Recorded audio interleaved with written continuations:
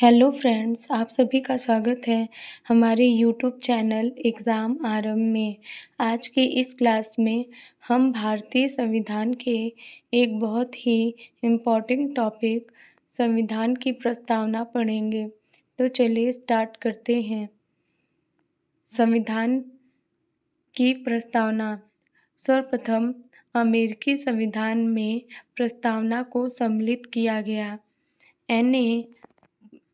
N A Palkhivala ने प्रस्तावना को संविधान का परिचय पत्र कहा और भारतीय संविधान की प्रस्तावना पंडित नेहरू द्वारा बनाया गया और पेश किया गया एवं संविधान सभा द्वारा अपनाया गया। संविधान प्रस्तावना के तत्व। प्रस्तावना के 4 मूल तत्व हैं। संविधान के अधिकार का स्रोत। प्रस्तावना कहती है कि संविधान भारत के लोगों से शक्ति अधिग्रहित करता है। दूसरा, भारत की प्रकृति। भारत एक संप्रभु, समाजवादी, धर्मनिरपेक्ष, लोकतांत्रिक व गणतांत्रिक राज्य व्यवस्था वाला देश है। संविधान के उद्देश्य। न्याय, स्वतंत्रता, समता व बंधुत्व संविधान के उद्देश्य हैं। चौथा, संविधान लागू होने की तिथि। 26 नवंबर 1949 को संविधान लागू हुआ था। तो प्रस्तावना में मुख्य शब्द। पहला क्या है? संप्रभुता। संप्रभु शब्द का आशय भारत न तो किसी अन्य देश पर निर्भर है और न ही किसी अन्य देश का डोमिनियन है। इसके ऊपर और कोई शक्ति नहीं है और यह अपने आंतरिक एवं बाह्य मामलों का निस्तारण करने के लिए स्वतंत्र है। 1949 ईस्वी में भारत ने राष्ट्रमंडल की सदस्यता स्वीकार की। समाजवादी। प्रस्तावना में मुख्य शब्द दूसरा क्या है? समाजवादी। भारतीय लोकतांत्रिक समाजवाद है, न कि साम्यवादी समाजवाद, जिसे राज्याश्रित समाजवाद भी कहा जाता है। मतलब साम्यवादी समाजवाद को राज्य आश्रित समाजवाद भी कहा जाता है, जिसमें उत्पादन और वितरण के सभी साधनों का राष्ट्रीयकरण और निजीकरण, संपत्ति का उन्मूलन शामिल है। मार्क्सवाद और गांधीवाद मिला-जुला रूप है। धर्मनिरपेक्ष। प्रस्तावना में धर्मनिरपेक्ष जो है, धर्मनिरपेक्ष शब्द 42वें संविधान संशोधन अधिनियम द्वारा 1976 द्वारा जोड़ा गया था। अनुच्छेद 25 से 28 जो है धर्मनिरपेक्ष। अनुच्छेद 25 से 28 धार्मिक स्वतंत्रता का अधिकार जोड़ा गया है अनुच्छेद 25 से 28 में। और चौथा शब्द है लोकतांत्रिक। संविधान की प्रस्तावना में एक लोकतांत्रिक राज्य व्यवस्था की परिकल्पना की गई है, अर्थात सर्वोच्च शक्ति जनता के हाथ में हो। लोकतंत्र 2 प्रकार का होता है, प्रत्यक्ष लोकतंत्र और अप्रत्यक्ष लोकतंत्र। तो प्रत्यक्ष लोकतंत्र जैसे स्विट्जरलैंड, प्रत्यक्ष लोकतंत्र में अपनी शक्ति का इस्तेमाल प्रत्यक्ष रूप से करते हैं। इसमें जो है परिप्रेक्षा, पहल, प्रत्यावर्तन, प्रत्याशी को वापस बुलाना, जनमत संग्रह। और अप्रत्यक्ष लोकतंत्र में लोगों द्वारा चुने हुए प्रतिनिधि सर्वोच्च शक्ति का इस्तेमाल करते हैं और सरकार चलाते हुए कानूनों का निर्माण करते हैं। अप्रत्यक्ष लोकतंत्र 2 प्रकार के होते हैं, पहला संसदीय, दूसरा राष्ट्रपति के अधीन। और 5वां जो है गणतंत्र। एक लोकतांत्रिक राज्य व्यवस्था को 2 वर्गों में बांटा गया है। पहला राजशाही, जैसे ब्रिटेन, राज्य का प्रमुख राजा या रानी होता है। राजशाही व्यवस्था में क्या होता है, राज्य का प्रमुख राजा या रानी होता है, जैसे ब्रिटेन में होता है। और गणतंत्र में, जैसे अमेरिका में है, निश्चित समय के लिए चुनकर प्रत्यक्ष या अप्रत्यक्ष तरीके से वहाँ निश्चित समय के लिए चुना जाता है। और गणतंत्र के अर्थ में दो बातें शामिल हैं। राजनैतिक संप्रभुता लोगों के हाथ में होती है, किसी एक व्यक्ति में जैसे राजा के हाथ में होने की बजाय राजनीतिक संप्रभुता लोगों के हाथ में होती है, और किसी भी विशेषाधिकार प्राप्त वर्ग की अनुपस्थिति। और न्याय, छठवां क्या है, न्याय। प्रस्तावना में न्याय तीन रूपों में शामिल है। प्रस्तावना में न्याय तीन रूपों में शामिल होता है, सामाजिक, आर्थिक व राजनीतिक। सामाजिक न्याय का अर्थ हर व्यक्ति के साथ जाति, रंग, धर्म, लिंग के आधार पर बिना भेदभाव के समान व्यवहार करना। और आर्थिक न्याय,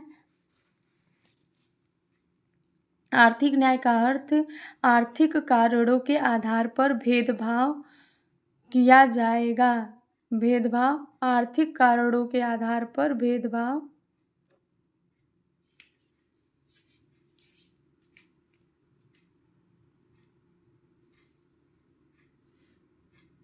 आधार पर किसी भी व्यक्ति से भेदभाव नहीं किया जाएगा। तो आर्थिक न्याय का अर्थ आर्थिक कारणों के आधार पर भेदभाव नहीं किया जाएगा। भेदभाव नहीं किया जाएगा। आर्थिक कारणों के आधार पर भेदभाव नहीं किया जाएगा। इसमें संपदा, आय व संपत्ति की असमानता को दूर करना भी शामिल है। सामाजिक न्याय व आर्थिक न्याय का मिला जुला रूप अनुपाती न्याय को परिलक्षित करता है। राजनीतिक न्याय का क्या अर्थ है, हर व्यक्ति को समान राजनीतिक अधिकार प्राप्त होंगे। सामाजिक, आर्थिक व राजनीतिक न्याय 1917 ईस्वी की रूसी क्रांति से लिया गया है। स्वतंत्रता, स्वतंत्रता का अर्थ है लोगों की गतिविधियों पर किसी प्रकार की रोक-टोक की अनुपस्थिति तथा साथ ही व्यक्ति के विकास के लिए अवसर प्रदान करना। हर व्यक्ति को मौलिक अधिकारों के जरिए अभिव्यक्ति, विश्वास, धर्म और उपासना की स्वतंत्रता सुरक्षित करती है। प्रस्तावना में स्वतंत्रता, समता, बंधुत्व फ्रांस की क्रांति 1789-1799 से लिया गया है। समता, समता का अर्थ है समाज के किसी भी वर्ग के लिए विशेषाधिकारों की अनुपस्थिति। इस उपबंध में समता के तीन आयाम हैं, नागरिक, राजनीतिक व आर्थिक। अनुच्छेद 14 से 18 में समानता की बात कही गई है। राजनीतिक समता जो है आर्टिकल 325 और 326 में है। डीपीएसपी के आर्टिकल 39 में महिला तथा पुरुष को समान काम के लिए समान वेतन की देने की बात कही गई है। और 9वां में बंधुत्व, बंधुत्व का अर्थ है भाईचारे की भावना। संविधान एकल नागरिकता के एक तंत्र के माध्यम से भाईचारे की भावना को प्रोत्साहित करता है। 42वें संविधान संशोधन अधिनियम 1976 के द्वारा अखंडता शब्द को जोड़ा गया है, बहुत इम्पोर्टेंट है ये। और मौलिक कर्तव्य 51A में भारत की संप्रभुता, एकता और अखंडता की रक्षा करे और व्यक्ति का सम्मान करे।